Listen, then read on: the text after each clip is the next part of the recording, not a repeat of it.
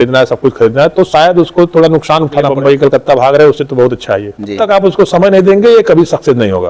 और जो समय देगा ये कभी फेल भी नहीं होगा। ये समय से 3 साढ़े 3 महीने के आसपास अगर इन्होंने सीमन ले लिया है, तभी आपको कभी घाटा नहीं देंगे। 250 खाएंगी तो जो आपके पास बचा हुआ बैलेंस है उसको थोड़ा उसमें से बचा के रखिए, जब वो प्रेग्नेंट नहीं रहती है या दूध नहीं देती है उस टाइम के लिए।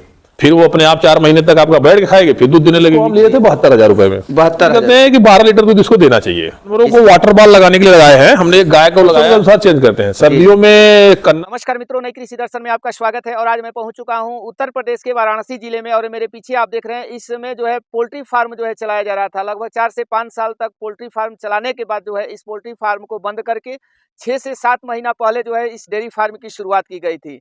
स्टार्टिंग जो है एक गाय से की गई थी, और अभी जो है इनके पास जो है कितने गाय और भैंस है, कितना जो है मिल्क का प्रोडक्शन हो जा रहा है, कहाँ पर जो है दूध बिक रहा है, किस रेट से बिक रहा है, इनको खाने के लिए क्या क्या देते हैं, किस तरह का इनका रख रखाव है, डेयरी फार्म में कौन कौन सी चुनौतियों का सामना करना पड़ता है, सारा कुछ हम आपको इस वीडियो में जानकारी लेंगे।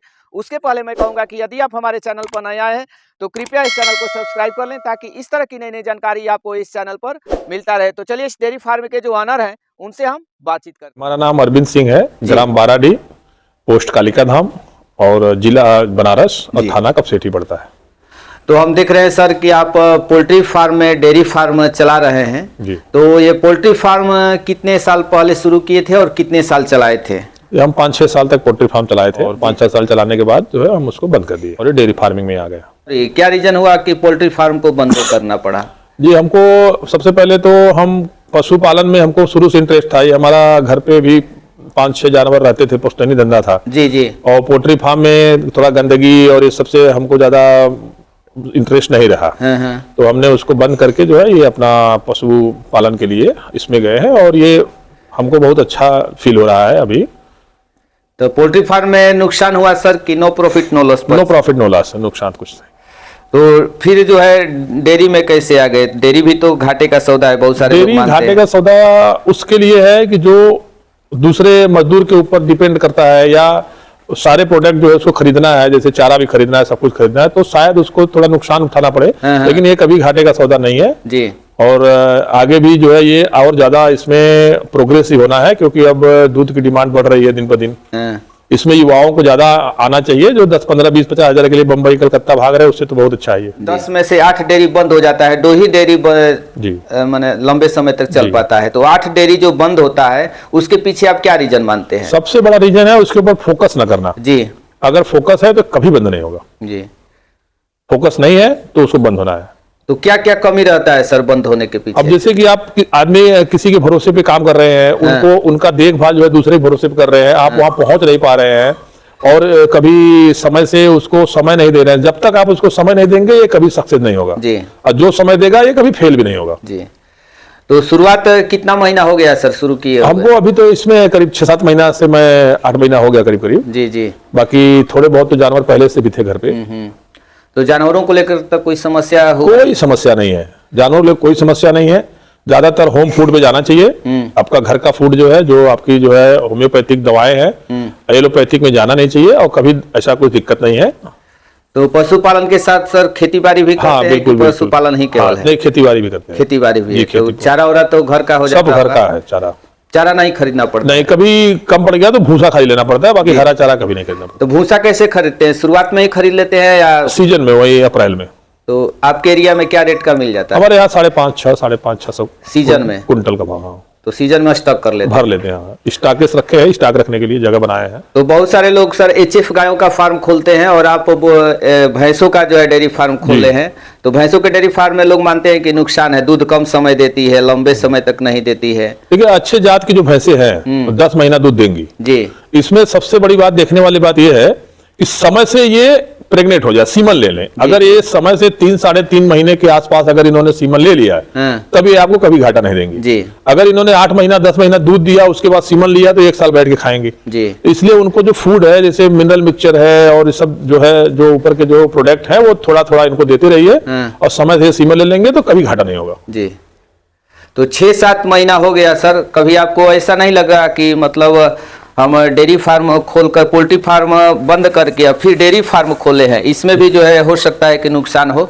नहीं, हमको तो हमें देखिए सबसे बड़ी बात यह है कि हमें अब बहुत अच्छा फील हो रहा है जी जी। और हम इनसे कभी अभी तक 6-7 महीने से दुखी नहीं है। हमारे पास जो भी दूध है ये 50% मार्जिन का बिजनेस है। अगर आप इसको सही से कर रहे हैं जी तो आपको 50% ये बचत देगा भैंसों के डेयरी फार्म में। तो इन लोगों में समस्याएं क्या क्या आती है सर जनरल? इसमें सबसे बड़ी एक ही चीज की खाली समस्या है, अगर आप समय से इनको जो है आयुर्वेद की जो है सिस्टम जो है जो खाने का सिस्टम है अगर उसको नहीं दे रहे हैं तो ये दूध भी कम कर देंगी और सीमन भी नहीं लेंगी और चारा भी नहीं खाएंगी जी। तो जिसमें हम लोग जो है अजवाइन, मेथी, खाने वाला सोडा ये हम इनको हर परमानेंट देते रहते हैं। हफ्ते में 2 दिन तेल, और इसका अगर आप बराबर जो है ध्यान रखेंगे तो इनको कोई समस्या ही नहीं है इसमें। जी जी। और दवा और बीमारी तो इसमें है ही नहीं, मैंने भैंसों में ज्यादा नहीं, कोई बीमारी नहीं है। रख रखाव साफ सुथरा रहना चाहिए ताकि कोई बीमारी आपकी भैंसों में कोई बीमारी नहीं है। तो भैंसों का डेयरी फार्म करना चाहिए तो कितने लीटर वाली भैंसों से शुरुआत करना? कम से कम 12 लीटर। 12 लीटर। हाँ। 12 लीटर हाँ, क्योंकि हम लोगों के एरिया में तो लोकल जो भैंस होती है 7 लीटर 8 लीटर दोनों टाइम का देती है। उससे डेयरी फार्म चलाना संभव है कि नहीं? उसमें सबसे बड़ी दिक्कत ये है कि आपका प्रोडक्शन जो रहेगा उस हिसाब से आपके पास इनकम नहीं आएगा। जी जी। 12 लीटर 13 लीटर दूध वाली जो भैंसे हैं वो आपको डेली का 600 से 700 रुपया कम से कम देंगी। एक भैंस 50 रुपए रेट है, 600 पकड़ लीजिए। अगर वो 600 दे रही हैं तो ज्यादा से ज्यादा वो 250 खाएंगी जी। तो जो आपके पास बचा हुआ बैलेंस है उसको थोड़ा उसमें से बचा के रखिए जब वो प्रेग्नेंट नहीं रहती है या दूध नहीं देती है जी जी। उस टाइम के लिए। फिर वो अपने आप 4 महीने तक आपका बैठ के खाएगी, फिर दूध देने लगेगी। जी जी। एक ही खाली इसमें ध्यान रखना है ये समय से सीमन ले ले। जी जी। अगर सीमन नहीं लेती है तो आपको घाटा हो जाएगा। जी। तो अब हम खाने की पीने की बात कर लेते हैं सर। तो खाने के लिए क्या क्या देते हैं इन लोगों को? हम इनको हरा चारा और भूसा थोड़ा पहले खिलाते हैं और उसके बाद भूसा डाल करके हम भस्सी, चोकर और चना का चुनी और ये मक्का का छिलका। तो कितनी कितनी मात्रा में देते हैं सर? अब जो भैंस 12 लीटर तक दूध दे रही है उनको कम से कम 6 किलो। जो 10 आधा जितना दूध दे रही है उसका आधा जी जी वजन जो है उनको हम दाना मिश्रण देते हैं। तो अभी आपका दूध क्या रेट का जा रहा है सर? अभी हम 55 रुपए। 55 कस्टमर को डायरेक्ट देते हैं या नहीं? डेयरी पे। डेयरी पे। तो फैट के अनुसार या मिठाई की फैट लगाते ही हैं लेकिन हम फिक्स करके देते हैं 12 महीने एक ही भाव 55 रुपया। हाँ। तो ये भैंस सर जो है कहाँ से खरीदे? लोकल से खरीदे हैं या बाहर से? नहीं, गांव से खरीदे, आजू बाजू 10-20-25 किलोमीटर के एरिया से। जी जी जी। तो स्टार्टिंग में कौन सी भैंस लेकर के आए थे? इसको ले आए थे। ये इस भैंस के बारे में बता दीजिए, कौन से ब्यात की है? और ये तीसरे ब्यात की है और मुर्रा नस्ल की भैंस है। जी जी। अभी ये 8वें महीने में दूध दे रही है। इस समय 8 लीटर दूध इसमें तैयार है। 12 से 13 लीटर तक दूध इसने दिया था। 8 लीटर अभी तैयार है? अभी तैयार है। कितना दिन समय है सर बच्चा देने में? अभी 2 महीने की ये प्रेग्नेंट है। अच्छा, 2 महीने की। तो सीमन कौन सा यूज करते हैं सर? फिलहाल तो हम नेचुरल क्रॉस कराते हैं। अच्छा। और हमारे पास भैंसा अवेलेबल है। कौन से नस्ल का? मुर्रा नस्ल का है। सेम इसी नस्ल का है। अच्छा अच्छा। तो इसको कितना में खरीदे थे सर? इसको हम लिए थे 72,000 रुपए में। 72,000 रुपया। और ये हम जो गाय देख रहे हैं सर, एक गाय भी रखे हुए हैं। इसका दूध सेल करते हैं या खाने के लिए? नहीं, दूध इसका भी सेल कर देते हैं। अच्छा, इसका भी कर देते हैं। इसको कहाँ से खरीदे थे सर? ये हम पिंडरा से भोलानाथ डेयरी वाले हैं उनके यहाँ से ले आए थे। जी जी। तो इसको कितना में खरीदे थे सर? इसको हम लिए थे 62,000 रुपए में। 62,000 में जी। कितना दिन हो गया सर बच्चा दिए हुए? 4 महीना। 4 महीना। तो ये सीमन ले ली है? हाँ, सीमन लिए उसको 2 महीना हो गया। जी जी। और सेकंड भैंस है सर? ये भैंस हम हाथी बरनी से लाए थे। तो ये प्रेग्नेंट थी और इसको हम 50,000 रुपए में लाए थे। 50,000 रुपया में जी।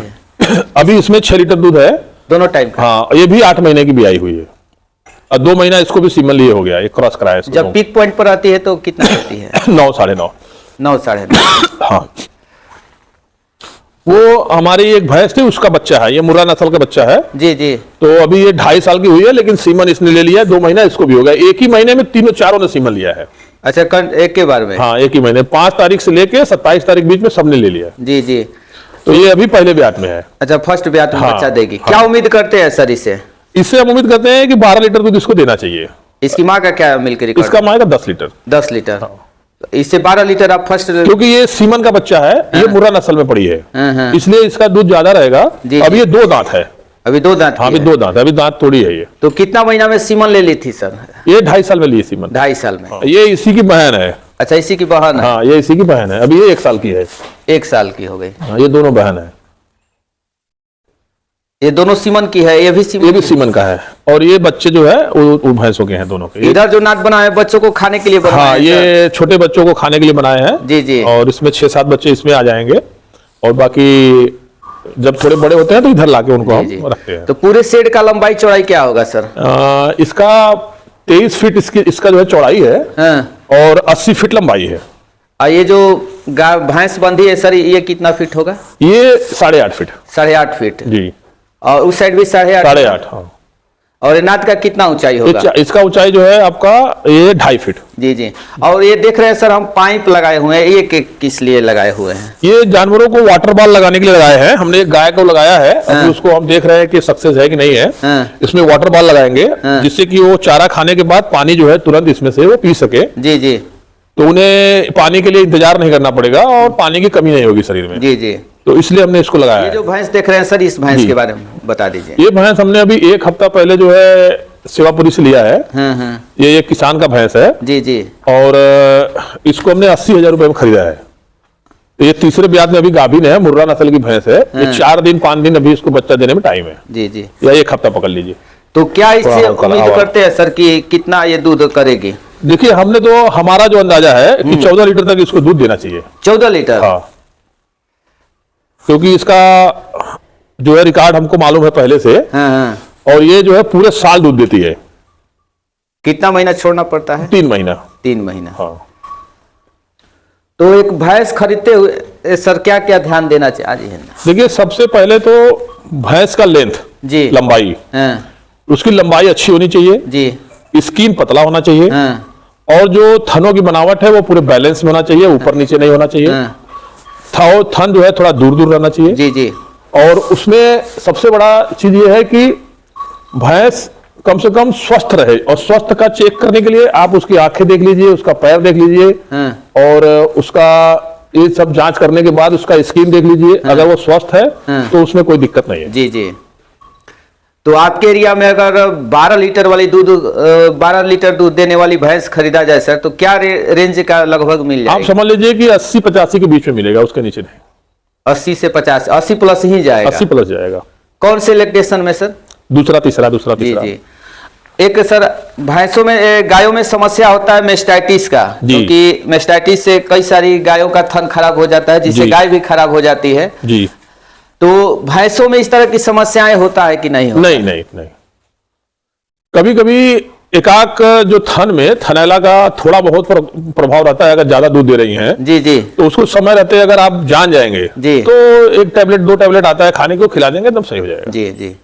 बाकी और उसमें कोई दिक्कत नहीं आता। तो मौसम के अनुसार फीड चेंज करते हैं या सालों भर कई तरह का? मौसम के अनुसार चेंज करते हैं। सर्दियों में कन्ना और ये सरसों का खली जो है इसका प्रयोग बढ़ा देते हैं। और गर्मियों में चोकर, भस्सी और चना का चुनी। जी। और बरसात में? बरसात में लगभग वही गर्मी वाला। तो सबसे ज्यादा भैंसों में किस मौसम में ज्यादा समस्या होता है? ठंडी में। उसमें क्या क्या सावधानी बरतना चाहिए सर? उसमें उनका डिवॉर्मिंग सबसे पहले डिवॉर्मिंग समय से कर देना चाहिए जी।